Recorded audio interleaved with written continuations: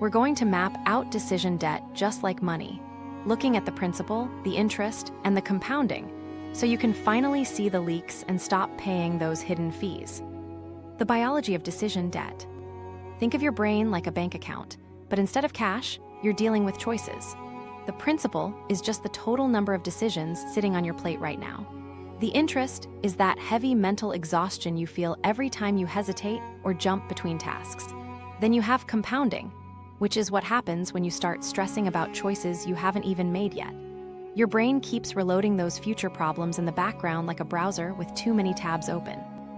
Most people think this is just a productivity problem for their to-do list, but your body is actually the one keeping the books. If your internal ledger looks too risky, your brain will literally ration your motivation to keep you from burning out. This feels physical because it actually is. When you have open loops and messy projects, your nervous system stays on high alert and starts poking at your stress hormones. You don't need to have a full-blown panic attack to feel the damage, because a tiny, constant leak of stress is enough to wear you down. Your amygdala, the part of the brain that scans for danger, stays active when you have fuzzy deadlines or maybe projects hanging over your head. That constant scanning steals the focus you need for deep work and makes it way harder to relax later. Recent brain studies have even shown that when your mental load is too high, your brain struggles to stay in a calm, focused state. You feel that as brain fog, a weird jumpiness, and that annoying itch to keep checking your phone. Then there's dopamine, and this is the part that really clicked for me. We often chase novelty and task switching because they give us these little sugar highs of excitement, but those spikes actually tank your baseline over time. When you bounce between different tools and browser tabs, you get a micro spike followed by a quick crash. If you do this all day, the chemistry in your prefrontal cortex, the part of the brain that handles goals, actually starts to weaken. It's not that you have a weak character or no discipline. It's that your brain chemistry isn't set up to support a long-term drive. Since dopamine also controls how much you feel like starting a task, you find yourself procrastinating more often because the reward isn't there. You really have to understand the bottleneck here. Your prefrontal cortex is like a very narrow one-lane highway that has to hold what you're doing, what done looks like, and what you need to ignore. Every time you switch contexts, it's like a massive truck trying to merge across that single lane and blocking all the traffic. When your mental load is too high, your brain spends all its energy just trying to manage the rules instead of actually making progress. That's exactly why a clean plan with fewer steps feels so effortless to follow. You didn't suddenly get more willpower, you just cleared the trucks out of the lane so you could finally drive. The silent killer in all of this is the cost of delay. Those choices you haven't made yet don't just sit there quietly. They keep your internal alarm system ringing. Your amygdala isn't trying to ruin your life, it's just being extra cautious about potential mistakes. If you haven't decided when you're going to stop working or what good enough actually looks like, your system flags that as a risk. Your stress chemistry lingers way longer than it should, which means you start your next task with way less mental energy than you realize. People always tell me they'll just finish this one thing and then focus, but because the system never fully resets, they're always running on empty. Here is the secret shortcut that nobody really talks about. Motivation isn't a gas tank you fill up, it's more like a credit line. That credit is backed by how safe and capable your brain feels in the moment. If the underwriter in your head sees total chaos, your credit limit drops and you feel lazy. If it sees clear rules and a single path forward, it raises your limit and gives you energy. This is why removing choices works 1,000 times better than trying to hype yourself up with a motivational video. You're proving to your own biology that it won't get hurt if it releases the energy you need to get to work. I want to show you how this actually looks in the real world. I had a client who used to start every morning by trying to plan their day while checking email, Slack, and their calendar all at once. 15 minutes into the day, their brain was already fried and they felt guilty about it, so they tried to force more discipline. It didn't work at all until we cut the morning routine down to a 3-line plan written the night before and a default breakfast. By making those simple changes, they reported feeling 30 to 50% more focused during their actual work blocks. There's no magic trick here. It's just about giving the brain less threat and more clarity so it can do its job. This is where most people totally mess up because they try to fix a lack of drive by looking for more stimulation. They download new apps, try new hacks, and open even more tabs to find the answer. That novelty gives you a quick hit of dopamine, but then it drags your baseline even lower than where you started. You might feel productive for 20 minutes, but then you feel 10 times worse for the rest of the afternoon. We have to build stability first and save the variety for later. Think of it like managing your blood sugar for your motivation, where big spikes feel exciting, but always leave you feeling hungrier and more tired. One game changer that people ignore is the anticipation loop. Your brain is constantly rehearsing future scenarios to try and reduce risk, which was great in the jungle, but is a total waste of energy at a desk. Unclear projects like, maybe I'll start a newsletter, create these constant mental pings that drain your battery. You can stop about 80% of that drain by either killing the idea entirely or writing down one simple rule. Just tell yourself you'll decide by Friday, and if the answer is no, you'll put it away for 6 months. Once that decision is made, the loop finally closes and your brain can relax. If you don't remember anything else from this, remember that your nervous system loves clear edges. You need to know exactly when you start, what the very first move is, and what done actually looks like in the real world. You also need to know when you're going to stop and who is allowed to interrupt your time. Clean edges get rid of all that fuzzy guesswork and cut down on the safety tax your brain is paying. That opens up more mental space and keeps your dopamine steady while you're trying to get into the zone. This works because of something called cognitive load theory, which says there's a big difference between the actual task and the extra work of setting it up. We are going to focus on destroying that extra work by having fewer gates and a single, obvious next step. That is how you pay off your decision debt and stop the interest from piling up. We'll use a simple momentum strategy so that even if things aren't perfect, your dopamine doesn't come crashing down. I have one quick story about a student who kept stalling on a big report because they thought they just ran out of willpower after lunch. We added a tiny 2-minute reset at 2:58 p.m. where they put cold water on their wrists, took 4 deep breaths, and just wrote the title of the report. That tiny physical shift told their body it was safe to stop being stressed and just start moving. Writing the title led to the first sentence, and 20 minutes later, they were totally in the flow.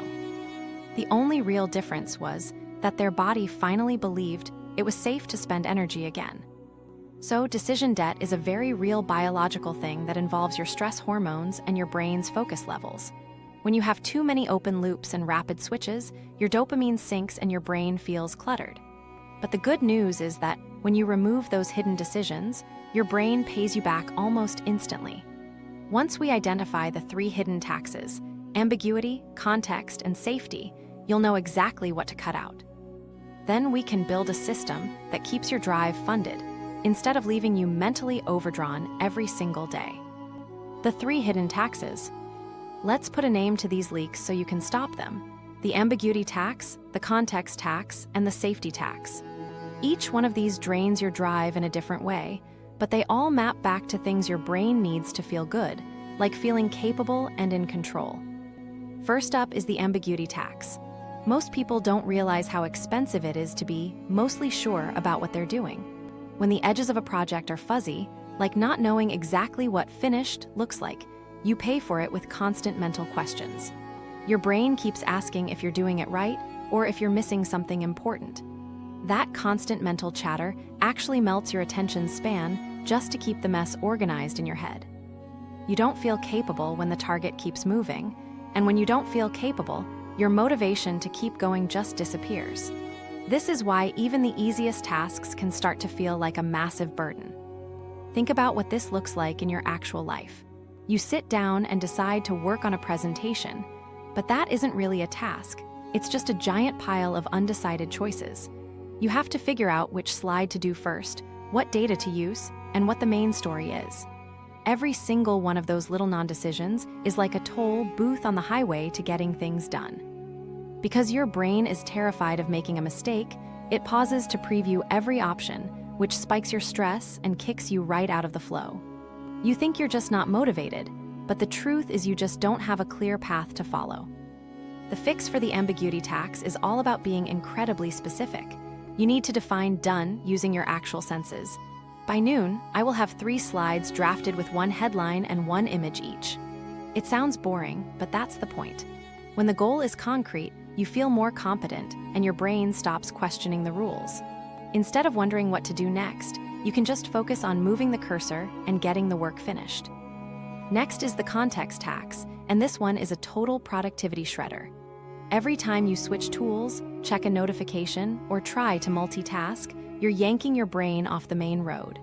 We already talked about how rapid switching tanks your dopamine, but it also makes your working memory completely collapse. You lose your train of thought, spend 10 minutes trying to find it again, and then lose it the second another ping goes off. That re-ramping period is where all your productive hours go to die. You'll know you're paying the context tax when your work blocks look like a mess of writing 1 sentence, checking Slack, and then skimming a random document. It feels like you're being busy, but you're really just spinning your wheels. Your head starts to feel loud and thin because your brain is struggling to hold onto too much information at once. You lose your sense of autonomy because it feels like your apps and notifications are the ones in the driver's seat, not you. The shortcut here is to stick to 1 input and 1 output for every work block. If you're writing a report, your only input should be the notes you already have, and your only output should be the document itself. Close every other tab and put your phone in another room. If you realize you need more data, don't go looking for it now. Just make a note and batch that work for later. You aren't being a drill sergeant just for the sake of it. You're protecting your brain's ability to stay focused. You want a single path with no forks in the road while you're actually working. Finally, we have the safety tax. This one is invisible because it lives in your body rather than your thoughts. When you have uncertain rules or soft boundaries, your amygdala marks them as a potential threat that could hurt you later. Your stress levels stay at a constant hum, which slows everything down. You'll notice this when you hesitate to start a project, overedit a simple email, or reread a draft 5 times before hitting send. Your system is scanning for social risks or the chance of looking stupid, so it just stalls out to keep you safe. The safety tax usually shows up around other people and the promises you make to them. You wonder if you should say yes to a request or what will happen if you finally set a boundary. Without clear rules, your body stays on high alert and pays vigilance interest all day long. This is why you can feel totally exhausted after a day of easy meetings and messages. It wasn't the hard work that drained you. It was the constant state of being on guard. Cutting the safety tax means making pre-decisions and setting boundaries you can actually say out loud. You could decide that meetings are a no by default unless there's a clear agenda, or that you always stop working at 5:30 p.m. When you tell yourself, I am choosing to do this because, it anchors your sense of control and tells your brain it's safe to relax. You're showing your internal system that the lanes are clearly marked, so it can finally release the energy you've been holding back. Every one of these taxes has a specific lever you can pull to fix it. For the ambiguity tax, you define what done looks like to feel more competent. For the context tax, you lock into 1 lane with 1 tool to regain your autonomy. For the safety tax, you set clear rules for when you win and when you stop so your brain feels safe. When you hit all 3 of these, motivation stops being something that happens by luck and starts being a standard policy. The one rule that kills all 3 taxes at once is using defaults. Defaults get rid of ambiguity because the path is already chosen for you. They crush the context tax because your tools and sequences are fixed ahead of time. And they soothe the safety tax because the rule is already decided. You can have a default breakfast, a default outfit, and a default way to start your morning. It's not about being a robot, it's about removing the gates so that your momentum becomes automatic. When defaults handle the boring stuff, your biology trusts the path and funds your drive. I'll give you one more example. I worked with a designer who always felt super anxious at the start of a project. They had ambiguity because they didn't know what a finished concept looked like, context tax from bouncing between design tools and email, and safety tax from worrying about the client changing their mind. We set a start default where they had to sketch 3 quick ideas on paper before they ever touched a computer. That killed the context tax immediately. We defined done as having 1 headline and 1 visual idea, which dropped the ambiguity. Then we made a rule that any changes after the second round would cost extra, which made them feel safe. Within 2 weeks, they were calmer and doing deeper work, not because they tried harder, but because the taxes were gone. Once you start noticing these taxes in your own day, you can trace every single productivity slump back to one of them. And the best part is that once you see them, they are actually really easy to fix. Next, we're going to look at how to build a cognitive load architecture, using your environment and your routines so you can stop paying interest and start building real momentum. Cognitive load architecture map. All right, let's build a system that actually deletes your mental taxes instead of just fighting them every day. Think of your schedule like a road map. Our goal here is to tear down the toll booths, paint some clear lanes, and make the next move so obvious that your body just says, "Cool, let's go." We are going to map out 4 specific layers: environment, defaults, sequences, and reviews. We'll run a minimum viable momentum spine through all of it, so your dopamine levels ramp up naturally, even when your life feels like a total mess. Layer 1 is your environment.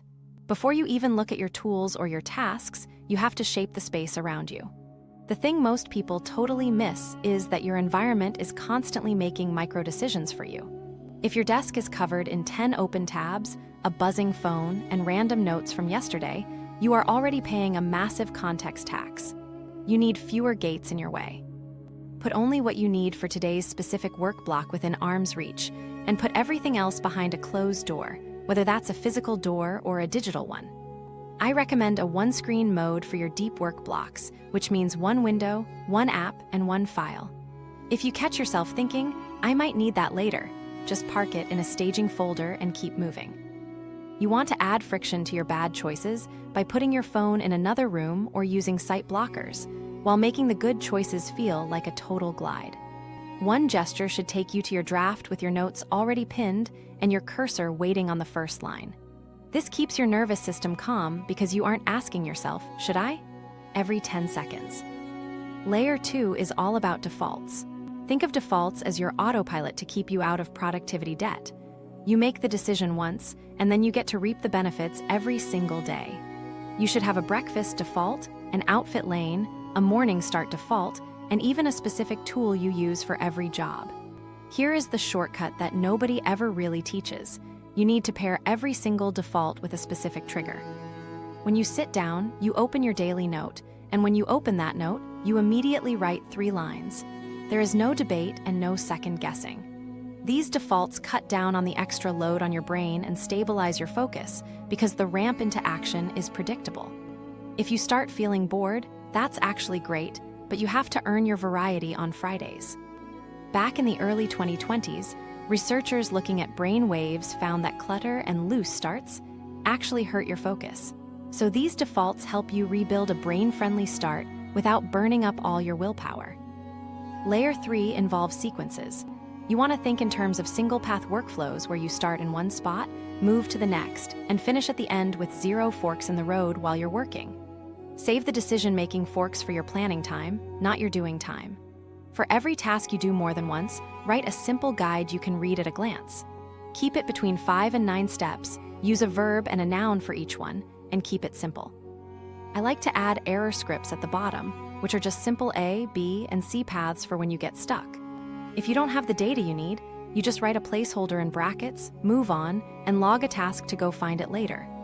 That tiny script kills the moments of confusion that usually make you want to switch tasks. We'll also use that MVM spine here, meaning every sequence starts with a 90-second trailhead you can do even on your worst day. Just opening the doc and writing the title is a win. Minimum viable momentum means you always have a tiny victory ready to tip your brain into a productive state. Layer 4 is your reviews. This is how you stop your work from creeping into your life and pay down the principal on your mental debt. Once a week, you should run a short audit to see where things like ambiguity or safety taxes hit you the hardest. Rate them on a scale of 1 to 5 across your different projects. When you find a spot that's causing a lot of friction, you either kill that option entirely or you turn it into a solid rule. Kill or codify is the only way you stop the interest from compounding on your stress. You either close those open loops or you write them into a sequence. You should also track how you felt during your work blocks, not just how many hours you sat there. Just make a simple note about whether the block felt steady or spiky. Over a few weeks, you'll start to see fewer dips, and that steady feeling is exactly what you're looking for. Your body doesn't lie about how much stress it's carrying. The big principle that ties this all together is having fewer gates, cleaner lanes, and one obvious next step. Anywhere you feel a sense of drag in your day, look for a gate, which might be a password, a choice you have to make, or a missing template. You need to either remove that gate or move it to your planning night.